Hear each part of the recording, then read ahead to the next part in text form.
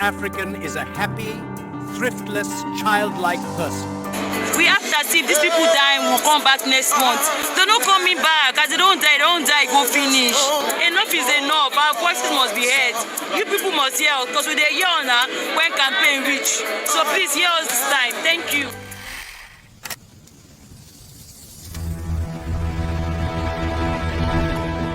Nigeria's political crisis didn't begin with the military coups of 1966, the oil boom corruption of the 1970s. An appel, Nigeria has so much money it does not know what to do with it.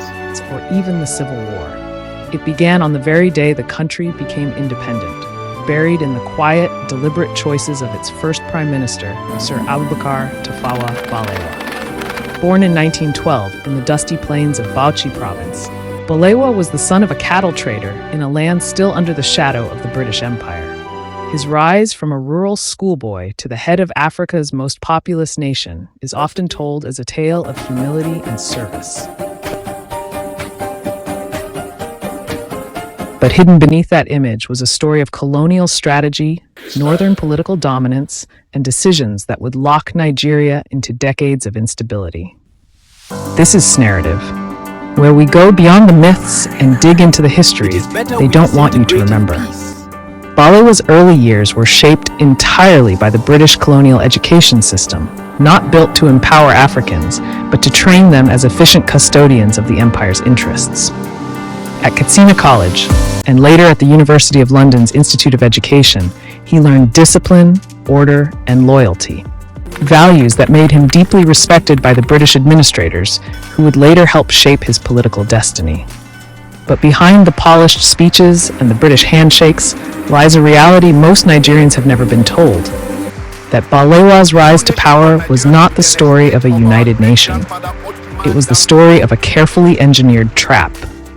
Balewa was not the nationalist firebrand many imagine. He wasn't even the political leader of the North. That was Ahmadu Bello, the Sardauna of Sokoto. Balewa was, in fact, Bello's deputy in the Northern People's Congress, NPC, and by all accounts, more of a reluctant leader than a revolutionary. Let's rewind to the 1950s. The British, knowing they were leaving, had one priority: protect their interests. And they understood something very clearly.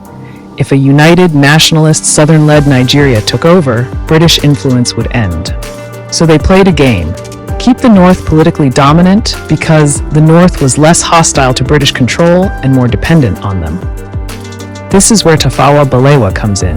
He was the perfect figure for Britain, Western educated enough to speak at the UN, humble enough not to challenge Ahmadu Bello's dominance, and pliable enough to maintain the colonial economic structure. In fact, Balewa once told the British Parliament in 1959 that, in quotes, "We in the North are grateful to the British for all they have done for us." We in the North are grateful to the British for all they have done for us. Yes, a year before independence, our soon-to-be prime minister was literally thanking the colonizers. Balewa accepted a federal system that gave the regions almost total control. Which might sound good, but in practice, it meant each region became a separate country competing for power. No real national integration, no shared vision, just three rival governments waiting to expand. Nigeria is not a nation. I do not see the need for hurried unity. It is better we disintegrate in peace than integrate in pieces. Southerners demanded a strong central state to unite Nigeria. Balewa refused. Why? Because it would weaken northern dominance. Here's something shocking.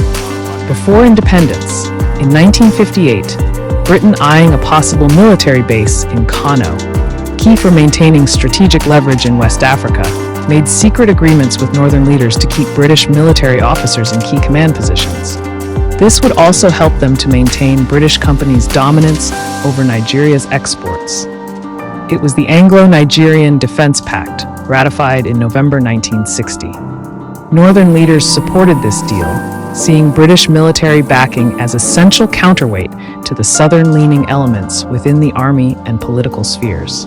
While Ghana, under Kwame Nkrumah, was nationalizing industries, Balewa's government was signing defense pacts with Britain, ensuring that even the Nigerian army wasn't truly owned by Nigeria. And we'll do one thing. The pact will help us fight the Igbos, in case they try to boycott the elections. Students and nationalist groups saw the pact as a blow to Nigeria's independence. They started protests. So in January 1962, under intense public pressure, Balewa abruptly canceled the agreement.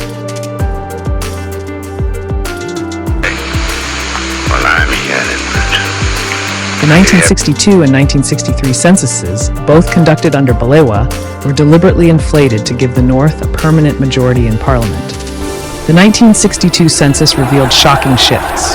Northern population rose from 16.5 million in 1952 to 22.5 million, a 30% increase. The East surged by 200% and the West by 70%. Signaling that the North might lose its majority. Southern politicians celebrated the shift as a chance to rebalance power, but Balewa's government annulled the results.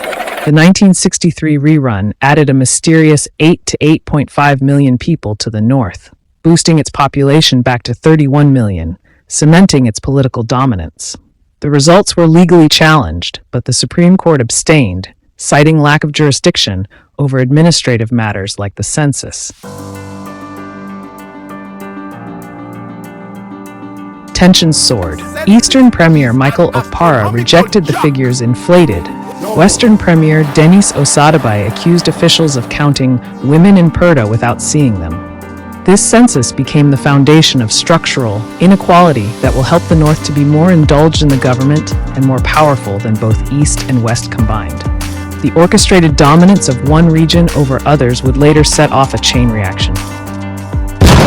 Political distrust, coups, civil war, governance breakdowns, and recession. Nigeria still faces today. In the Western region, Chief Obafemi Awolowo's action group had dominated politics since independence. But inside his own party, a quiet rebellion brewed. Samuel Ladoke Akintola, his deputy, was more willing to cooperate with Prime Minister Tafawa Balewa's government in Lagos, a move Awolowo saw as betrayal. The real trigger, however, was not just a political feud. British and Northern elites saw Awolowo as dangerous, a leader too independent-minded, too willing to challenge Nigeria's subservience to London. Independence for Nigeria in 1960 is imperative. But independence for Nigeria as a corporate entity is not enough. The peoples of Nigeria must at the same time be guaranteed their freedom. Declassified British records later revealed that officials in the Foreign Office referred to him as a difficult and potentially destabilizing figure, code for someone who could not be controlled. So when tensions escalated in 1962, Balewa's federal government wasted no time stepping in. Under the pretext of restoring order in the Western region, the federal parliament declared a state of emergency, suspending the elected government. An unelected administrator was installed. This was the first surgical amputation of Nigeria's regional autonomy, done quietly, without the public realizing how deeply it weakened the federation. Awolowo was soon arrested on charges of plotting to overthrow the government. The trial was a political theater. Evidence was shaky, some even fabricated. Yet he was sentenced to 10 years in prison. The message was clear.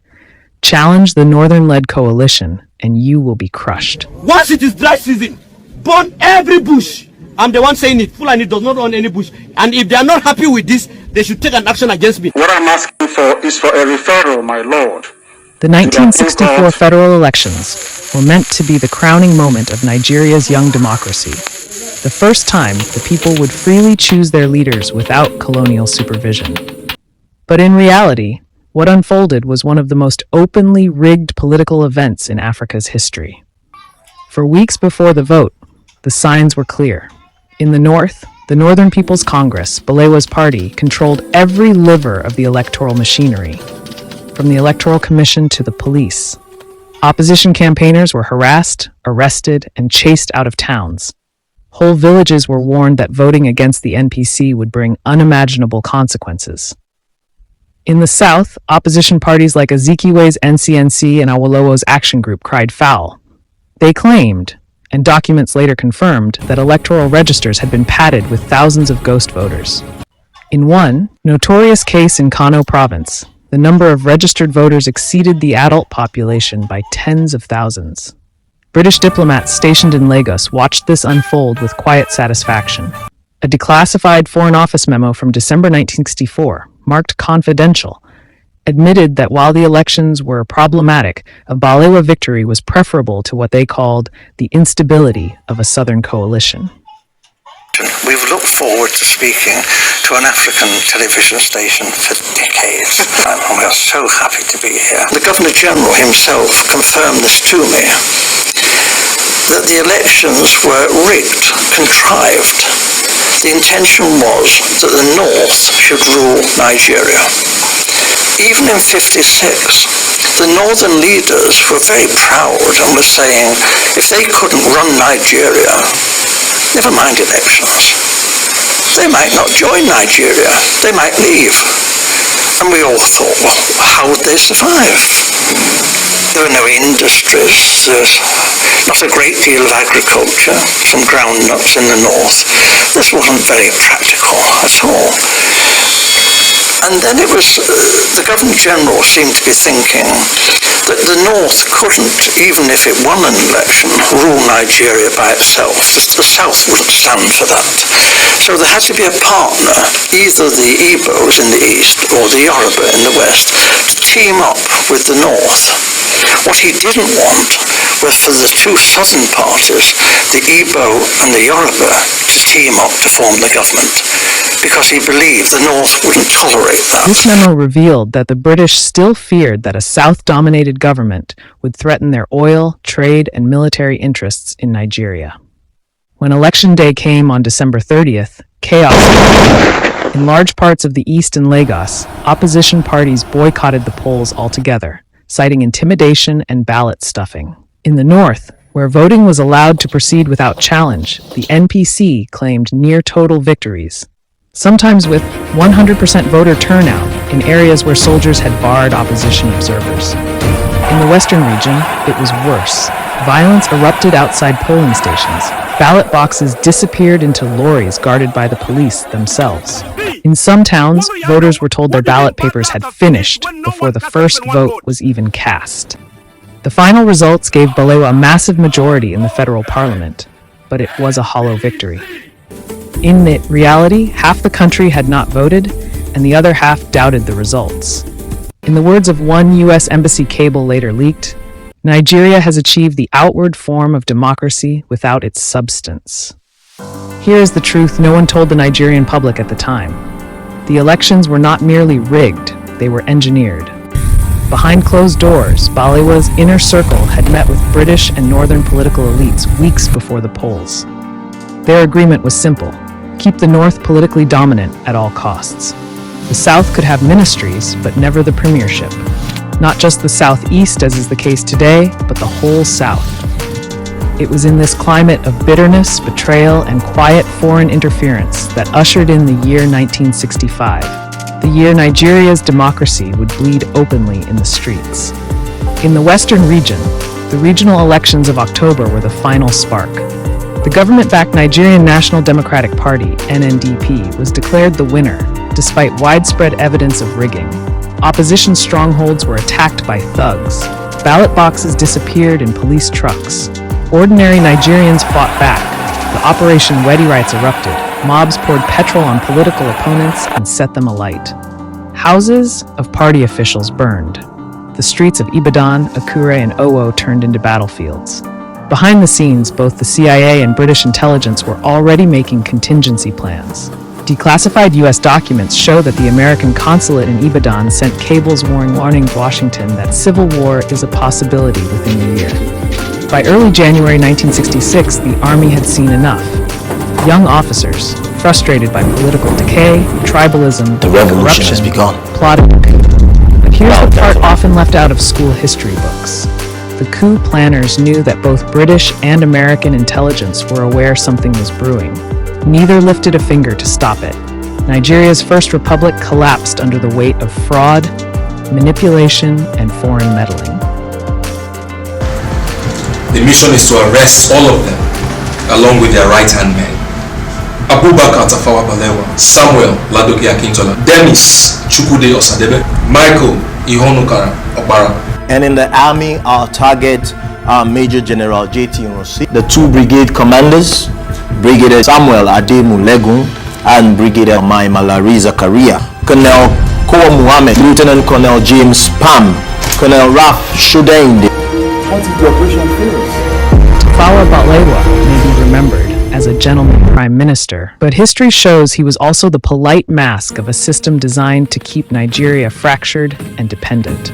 His government sowed the seeds of distrust, regional rivalry, and political violence, seeds that would soon explode into bloodshed. But here's the thing. The fall of Balewa was not the end of Nigeria's troubles. It was only the beginning. What came next was even darker. The man who stepped into the ruins of Balewa's Nigeria promised order and unity. Instead, he would drag the country into the next episode of Narrative, the spotlight turns to General Johnson Agui Ironsi, the soldier who became Nigeria's first military head of state. Was he a reformer caught in a storm, or the man who pulled Nigeria into the abyss of war? The documents are there, the secrets are buried in archives, and Narrative will uncover them.